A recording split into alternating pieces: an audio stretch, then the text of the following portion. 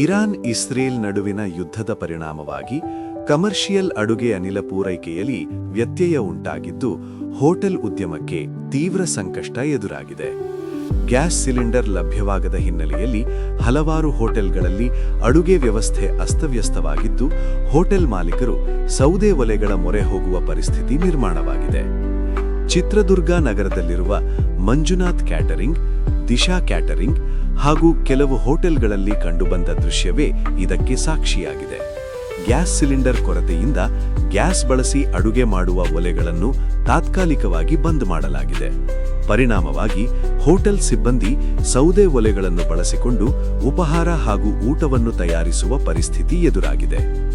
Gas ಲಭ್ಯವಿಲ್ಲದ ಕಾರಣದಿಂದ ಹೆಚ್ಚಿನ ಗ್ಯಾಸ್ ಬಳಕೆ ಅಗತ್ಯವಿರುವ ಮಸಾಲೆ ದೋಸೆ ಸೇರಿದಂತೆ ಹಲವು ಆಹಾರ ಪದಾರ್ಥಗಳನ್ನು ತಾತ್ಕಾಲಿಕವಾಗಿ ಸ್ಥಗಿತಗೊಳಿಸಲಾಗಿದೆ. ಚೈನೀಸ್ ಪದಾರ್ಥಗಳು, ಸೂಪ್ಗಳು ಹಾಗೂ ವಿವಿಧ ರೀತಿಯ ದೋಸೆಗಳು ಸೇರಿದಂತೆ ಹೆಚ್ಚು ಗ್ಯಾಸ್ ಅಗತ್ಯವಿರುವ ಉಪಹಾರಗಳನ್ನು ಮೆನು ಪಟ್ಟಿಯಿಂದಲೇ ತೆಗೆದುಹಾಕಲಾಗಿದೆ. ಕಾಫಿ ಮತ್ತು ಟೀಗಳನ್ನು ಮಾತ್ರ ವಿದ್ಯುತ್ ಒಲೆಗಳಲ್ಲಿ ತಯಾರಿಸಲಾಗುತ್ತಿದೆ.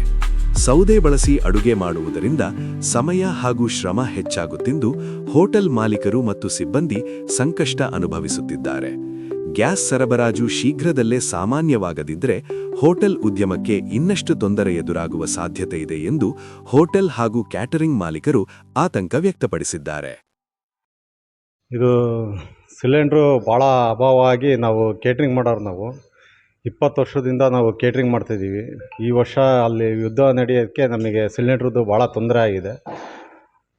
ಈಗ ಒಂದು 5-6 ದಿನದಿಂದ ನಾವು ಆರ್ಡ್ರುಗಳು ಯಾವುದೂ ತೊಗೊತಿಲ್ಲ.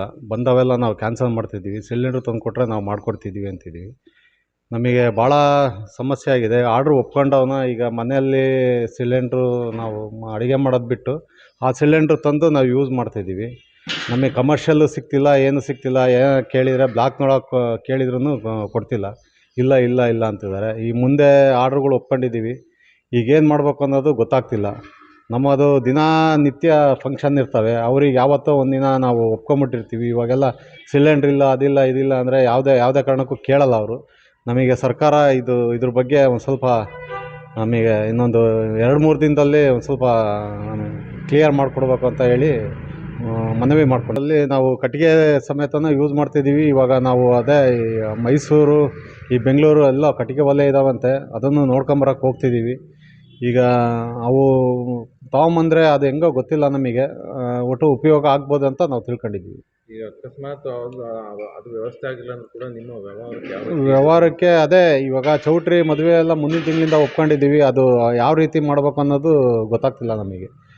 ಈ ಒಲೆಗಳು ಕಟ್ಟಿಗೆ ಒಳಗಂತೂ ಯೂಸ್ ಮಾಡಬೇಕು. ಈಗಿನ ನಮ್ಮ ಹುಡುಗರು ಯಾರು ಕಟ್ಟಿಗೆ ಒಲೆ ಯಾರೂ ಇದು ಮಾಡಲ್ಲ.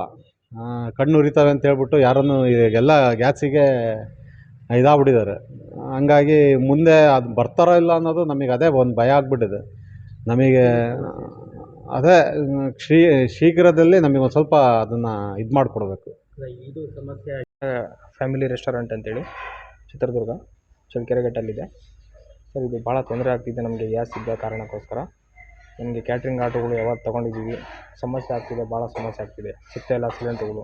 ಹಾಗಾಗಿ ಕಟ್ಟಿಗೆ ಒಲೆಯಲ್ಲಿ ಮಾಡಿಕೊಡ್ತಾಯಿದ್ದೀವಿ. ಟೈಮ್ ತೊಗೊಂಡು ಮಾಡಿಕೊಡ್ತಾಯಿದ್ದೀವಿ.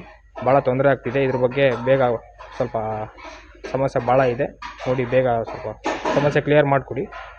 ಸಿಗ್ತಾಯಿಲ್ಲ ಸರ್, ಎಲ್ಲೂ ಸಿಗ್ತಾಯಿಲ್ಲ. ದುಡ್ಡು ಕೊಟ್ಟರೂ ಸಿಗ್ತಾಯಿಲ್ಲ. ಜಾಸ್ತಿ ದುಡ್ಡು ಕೊಟ್ಟರು ಭಾಳ ಸಮಸ್ಯೆ ಆಗಿದೆ. ಯಾಕೆ ಸಿಗ್ತಿಲ್ಲ ಗ್ಯಾಸ್? ಸಿಗ್ತಾಯಿಲ್ಲ ಅಂದರೆ ಸರ್ ಇದು ಸಮಸ್ಯೆ ಬೇರೆ ಕಡೆಯಿಂದ ಅವರೇ ಏನೋ ಮಾಡ್ಕೊಂಡು ನಮಗೆ ತೊಂದರೆ ಮಾಡಿಕೊಡ್ತಿದ್ದಾರೆ ಭಾಳ. ಸರ್ ಬೇರೆ ದೇಶದಿಂದ ಅವರು ಏನೇನೋ ಯುದ್ಧ ಮಾಡ್ಕೊಂಡು ನಮಗೆಲ್ಲ ತೊಂದರೆ ಮಾಡಿಕೊಡ್ತಿದ್ದಾರೆ ಭಾಳ.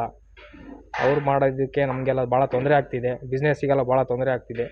ನೋಡಿ ಮಾಡಿಕೊಡಿ ಸರ್. ಈ ಹೊರಗಡೆ ಏನಾದ್ರು ಕೊಡ್ತೀವಿ ಅಂದ್ರೂ ಏನಾದ್ರು ಸಿಗ್ತಿದೆಯಲ್ಲ?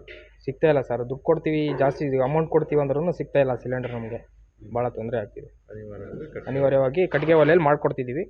ಟೈಮ್ ತೊಗೊಂಡು ಮಾಡಿಕೊಡ್ತಿದ್ದೀವಿ. ಕ್ಯಾಟ್ರಿಂಗ್ಸ್ ಆರ್ಡ್ರುಗಳಲ್ಲಿ ತೊಗೊಂಡಿದ್ದೀವಿ, ಒಪ್ಕೊಂಬಿಟ್ಟಿದ್ದೀವಿ. ಇವತ್ತು ಹೆಚ್ಚು ಕಡಿಮೆ ಏನೂ ಐಟಮ್ಗಳು ಕೊಡೋಕ್ಕಾಗ್ತಾ ಇಲ್ಲ. ಎಲ್ಲ ಐಟಮ್ಗಳನ್ನು ಬಂದ್ ಮಾಡಿದ್ವಿ. ಬರೀ ರೈಸ್ ಬಾತ್ ಮತ್ತು ಇಡ್ಲಿ ವಡ ಮಾತ್ರ ಮಾಡ್ತಾ ಇದ್ದೀವಿ. ಇಡ್ಲಿ ವಡನೂ ಸ್ವಲ್ಪ ಹೊತ್ತಿಗೆ ಕ್ಲೋಸ್ ಆಗುತ್ತೆ. ಏನು ಗ್ಯಾಸ್ನಿಂದ ಮಾಡ್ತಕ್ಕಂಥ ತಿಂಡಿಗಳು ಕಡಿಮೆ ಮಾಡಿದ್ದೀರಾ? ಎಲ್ಲ ಐಟಮ್ಗಳನ್ನು ಕಡಿಮೆ ಮಾಡಿದ್ದೀರಾ? ಈಗ ಎಷ್ಟು ದಿನ ಆಯ್ತು ಹಿಂಗೆ? ಎಷ್ಟು ದಿನ ಸಿಗ್ತಿಲ್ಲ ಗ್ಯಾಸು?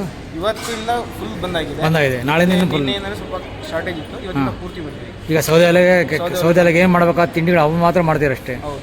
ಬಿಟ್ಟು ಬೇರೆ ಮಾಡಲ್ಲ ಈಗ ಈ ಸೌದೆ ಮಾಡ್ತಿದ್ದೀರಿ ಈಗ ಇವತ್ತಿನಿಂದ ಸೌದೆ ಮಾಡ್ತೀರಾ